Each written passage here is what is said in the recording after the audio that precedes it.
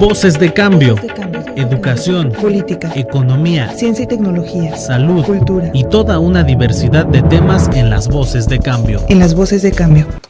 Pues buenos días, estamos aquí en el programa Las Voces de Cambio y vamos a tratar un tema pues que ya ha sido recurrente, pero es ¿por qué la crisis financiera en la Universidad Michoacana? Y para eso invitamos pues, a quien mejor que conoce los números que al contador Anatolio García Venegas. Él es profesor jubilado y está en la sección sindical del SPUM.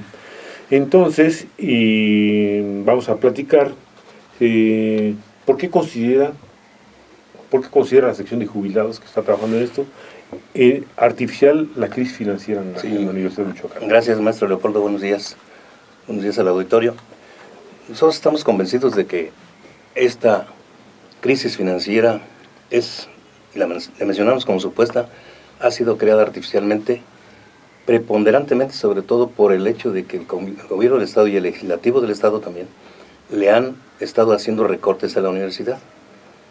Primero, un recorte presupuestal al presupuesto extraordinario, que del 2012 fue el tope más alto que ha recibido la universidad, superior a 1.138 millones de pesos, y que paulatinamente ha sido recortado hasta llegar a cero. Entonces, de 1.138 millones de pesos anuales, a partir de 2013 se dejó de pagar esa cantidad o aportar. Y a su vez, en el 2016, que le autorizó el Congreso del Estado 2.946 millones de pesos, un poquito más, a la hora de firmar el convenio marco de asignación de recursos que se firma entre la SEP federal, el gobierno del Estado y la Universidad Michoacana, le hacen un recorte de más de 501 millones de pesos. Y luego para el 2017, supuestamente como penalización al rector por haber incumplido el mandato del artículo 10º transitorio, donde se le autoriza el presupuesto del 2015 para el 2016, le restan, para el 17, como penalización, le restan más de 391 millones de pesos. ¿Penalización por qué? Penalización por no haber entregado oportunamente, simplemente por no haber entregado la reforma o un proyecto de reforma al régimen de jubilaciones y pensiones. Y algunas otras cuestiones como una reingeniería financiera, administrativa, es más bien administrativa en la universidad, una reestructuración, vamos. Y no haber entregado cuentas claras. Y no haber rendido, pues seguramente las cuentas oportunamente. Y bueno, pues esa es una situación que se presenta recurrentemente, lo de las cuentas, que abordaremos inmediatamente después. Entonces, esa situación, al margen de otras cuestiones que el mismo señor rector ha mencionado, como la falta de reconocimiento de plantilla, la falta de reconocimiento de algunas prestaciones que la SEP federal no reconoce, las casas del estudiante, etcétera. Y bueno, pues posiblemente el bachillerato universitario y posiblemente, ¿por qué no decirlo? Pues hay derroche, hay dispendio, hay gastos que se repiten seguramente. Simplemente mencionemos los festejos. Se hace un festejo general para el Día del Maestro, el Día de la Madre, y luego se hacen festejos pequeños por dependencias. Entonces, no hay una disciplina presupuestal adecuada. No, ni sabemos de cuánto se gasta en eso. No hay racionalidad, no hay informes periódicos.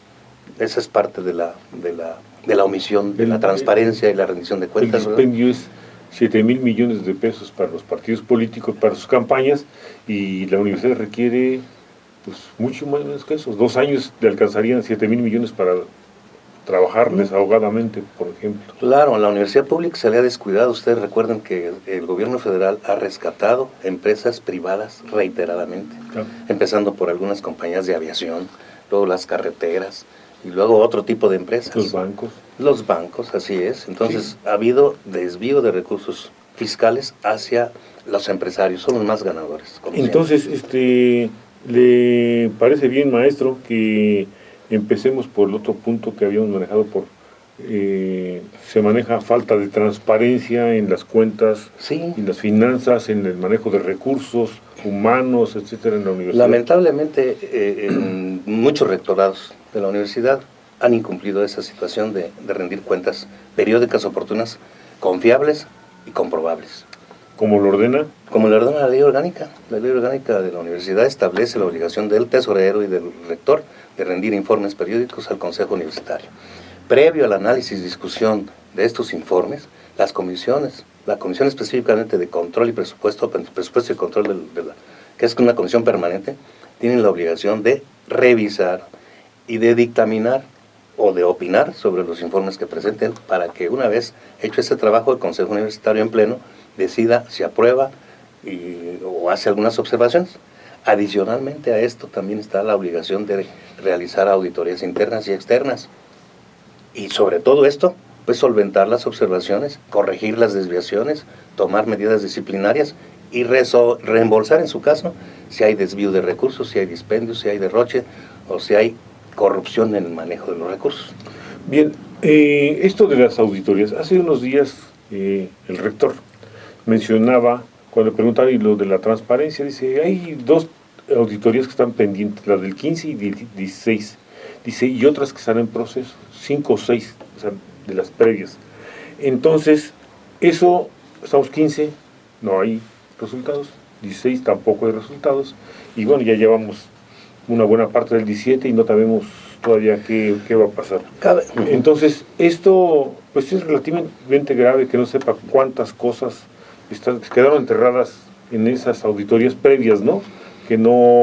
Previas a este rectorado, que no están públicas, ¿no? Que es algo que maneja inclusive algo institucional desde arriba hasta abajo, no solamente la transparencia en la universidad, sino en los sindicatos, etcétera. En otras esferas, conocen más bien otras dependencias externas que los propios universitarios. Esta información de las auditorías internas y externas debiese publicarse en la página de la universidad. Igual los estados financieros, los informes, pero además completos. Un estado financiero debe comprender básicamente el balance general o de estado de situación financiera, que reporta los bienes, derechos y recursos que son propiedad de la misma. Y por otro lado, las obligaciones a corto, mediano o largo plazo, deudas a pagar, que es el pasivo. Y por otro lado, la diferencia entre ambos, entre lo que tenemos y lo que debemos, pues es el patrimonio que debe estar constituido por todos los bienes de propiedad de la universidad. También que esta falta de dinero para solventar jubilaciones, casas para estudiante, pago a los bachilleratos, creo que en la página de la universidad, pues yo por más que le he buscado, no hay, dicen, jubilados. Bueno, pues ¿cuántos jubilados hay? ¿Qué edad tienen los jubilados? ¿A cuánto asciende esto de los jubilados? Los de más de 25 años que siguen trabajando, ¿cuántos son? ¿Cuántos años tienen? O sea, no hay absolutamente nada. Y los de menos de 25, tampoco hay una relación. Es decir, son los de menos de 25, tienen tantos años, entonces para que se jubilen falta tanto. Entonces, quizá manejando todos esos rubros pudiera parecer en diferentes corridas como las hacen ustedes los contadores, pues algo más tangible, ¿no? Más real. La verdad es que carecemos de mucha información muy elemental. Para poder realizar un diagnóstico, en principio tenemos que conocer la plantilla de personal. ¿Cuántos docentes? Y de estos cuántos son de tiempo completo, son de medio tiempo, son de asignatura, la antigüedad de los mismos. ¿Cuántos jubilados? En el personal administrativo también igual, cuántos de base, cuántos eventuales y cuántos de apoyo llamados, que son los de tarjeta. En el caso de los profesores, hay cientos, yo no sé si miles, mal llamados interinos porque no tienen ninguna base. Sí. Han sido contratados temporalmente porque no están reconocidos en plantilla. Ese dato de los profesores que de tiempo completo, categorías, yo sí lo he visto, pero no dicen cuántos años tienen los profesores, si les va a faltar, o ya tienen más de 30 o menos de 30. Entonces hay mucha opacidad, casas para estudiantes, etcétera. Quiero subrayar, maestro, que sí hay un último informe que conocemos, que corresponde al 2015, y es el primer informe que rindió el doctor Serna.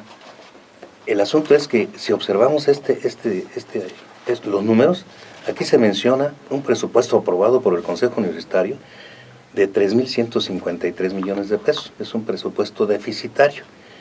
¿Por qué deficitario? Porque pues se conoce cuánto va tentativamente a aportar el Estado y la Federación y se reporta un presupuesto deficitario aprobado por el Consejo Universitario por 1.109 millones de pesos. Pero en la práctica, ya en la vida real, en este informe lo reporta, y de ahí nuestras sospechas de que son ficticias las finanzas o el déficit financiero. Los ingresos, consideraba que iba a tener ingresos por 3.000 Bueno, egresos por 4.262 millones de pesos contra ingresos por 3.000, por eso reporta un déficit de 1.109 millones. A la hora de la verdad no tuvo 3.153, sino 3.705 millones. Bien. Seguramente obtuvo pues algunas aportaciones extraordinarias, que es el papel a la que someten a la autoridad universitaria o la misma universidad de andar de pedigüeña al final del año para poder salir adelante y cubrir las obligaciones. ¿Qué resultó al final con esos informes? Que en lugar de un déficit de 1.109 millones, quedó en un déficit real de 30 millones de pesos. 30.194.000, vean la gran diferencia. Pero si checamos cifras, las fuentes de información financiera son los decretos legislativos del Estado, de la Federación, para ver cuánto aporta la Federación al Estado y cuánto va a autorizar por presupuesto anual de ingresos y egresos. Pero hay mucha información que suelta el señor rector o algunas otras autoridades y lo publicitan en los medios, y entonces son las únicas fuentes a las cuales podemos acudir para ir armando nuestras evaluaciones. No hay nada en la página de la universidad. No hay nada, dicen, vayamos a la página, nos dicen, vamos a junio, por ejemplo, de 2017, se ingresará o se subirá a la página cuando ya lleguemos al término. Y estamos en octubre y no hay nada. Sí. Entonces, la verdad es que hay mucha desinformación. Y de ahí que pues, cada quien hace sus reflexiones. Entonces, entonces habría que haber muchas de esas que le llaman auditorías forenses, ¿no? O sea, tratar de levantar a los muertos, ¿no? Y otro dato muy relevante que me parece interesante, en ese 10º transitorio del decreto de autorización, donde le exigían a la universidad que cumpliese con tales y cuales compromisos, fue también una exigencia para el gobierno del Estado, el Ejecutivo y para la Secretaría de Educación Pública en el Estado, que la SEP no ha cumplido. ¿Y sabe cuánto le restaron a ellos como penalización? Menos del 1% del presupuesto autorizado. Cuando vieron, les contaron una cantidad muy considerable. A la universidad les contaron, a la Michoacana les contaron más del 13% de su presupuesto. Entonces es inequitativo el trato. ¿De qué se trata? ¿De hostigamiento? ¿De acoso? Sí. ¿De agresión? Agresión, quizá. Bueno, el otro punto que íbamos a tratar era del incumplimiento de la autoridad, de la normatividad de la universidad. Mencionar Sí. más o menos los ejes, ¿no? No los Sí, el rector y el tesorero tienen la obligación de rendir periódicamente sus informes al Pleno del Consejo Universitario y a las comisiones, a la Comisión de Presupuesto y Control, que es permanente, la que revisa, analiza, discute y dictamina en favor o en contra. Y debería salir esto como en un periódico oficial. Y debería publicarse la gente en la Gaceta Universitaria, debería publicarse por lo menos. Claro. Lamentablemente nos damos cuenta que ni siquiera los consejeros universitarios conocen de esto, que no se lleva oportunamente, no se les entrega oportunamente esos documentos, o simplemente no se les entrega ya hasta la mera hora y pues los llevan a votar algo que no conocen. Los consejeros tienen la obligación de informarnos a los maestros. Es una práctica reiterada de la autoridad, no ahorita, creo que sí, ya lamentablemente ya se hizo tradición. El reglamento maneja que hay que entregar, creo que 72 horas antes el material para que lo discutan y lo informen a sus representados. A sus representados, que realmente son suplantados por el consejero universitario que toma atribuciones que ni siquiera comenta nunca con nosotros. Como los diputados, Así es. La misma cadenita. Otro aspecto, maestro, de incumplimiento de la norma. Bueno, simplemente habrá que señalar que en el contrato colectivo de trabajo establecen una serie de prestaciones en favor de los trabajadores que no se han cumplido. En el 2008-2009 se hizo una demanda laboral, logramos un laudo favorable que nunca se ejecutó, de tal manera que dentro de la transparencia también es necesario cumplir con las obligaciones contractualmente establecidas entre el sindicato y la universidad. ¿Qué demandamos? El pago correcto de los salarios, de las prestaciones, como es el quinquenio, el pago completo del aguinaldo y la prima vacacional. Y es necesario sentarnos con la autoridad para revisar qué están calculando, cómo están pagando y qué no se paga. O sea que la ley quedó enterrada, porque si el laudo salió a favor y no se ha cumplido. No se ejecutó. El secretario de Trabajo y Previsión Social nos instruyó que nos pusiésemos de acuerdo para el sindicato hacía una quita, la universidad reconocía que tenía que pagar y aflojaría algún recurso fresco. Hay un asunto que sí me interesaría platicar. El secretario general, Gaudencio, fue a visitarnos a los jubilados, a lo que se llamaba la red Donzano, Nicolaita. La red Nicolaita Donzano del SUEUM, están el Frente de Defensa de la Educación Pública, los jubilados, en fin. Él se comprometió a entregar un calendario de las reuniones sindicales para que la red, gente de la red fuera a platicar con las secciones sindicales y decirles qué hay de esta pretendida reforma. Entonces, creo que ya se entregó eso. Entregó la relación de las y hoy ya van a visitar de las ustedes secciones a sindicales. una... El día de ayer estuvimos en la Escuela de Letras, hoy un rato más estamos en el Instituto de Investigaciones Químico-Biológicas, y pues vamos a ver más tarde dónde, ¿no? Esperemos que esto se socialice para que los agremiados estén en esto.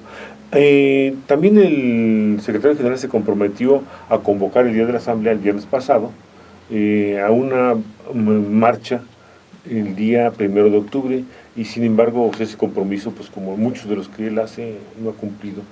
¿Tiene usted idea de más o menos cómo va esto o No, simplemente quedó enterrado? No tengo conocimiento al respecto. Habrá que estar alerta, estamos pendientes de ello. ¿Qué esperaría usted de todo esto, maestro?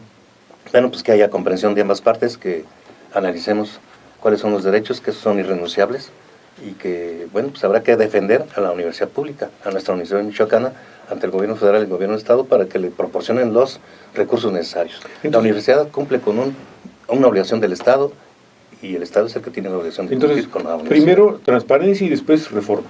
Claro, eso siempre se ha demandado así. Bueno, pues muchas gracias. Gracias, buen día. Voces de cambio. Voces de cambio. Educación, Política. economía, Ciencia y tecnología. salud Cultura. y toda una diversidad de temas en las Voces de Cambio. En las Voces de Cambio.